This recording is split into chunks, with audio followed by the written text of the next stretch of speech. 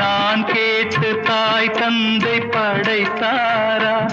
இல்லை என் பிள்ளை என்னை கேட்டு பிறந்தானா? தெய்வம் செய்த பாவம் இது போடி தங்கச்சி, கொன்றால் பாவம் தின்றால் போச்சு இதுதான் என் கட்சி.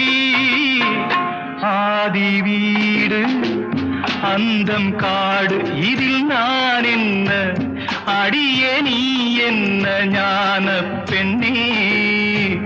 வாழ்வின் பொருள் என்ன, நீ வந்த கதை என்ன?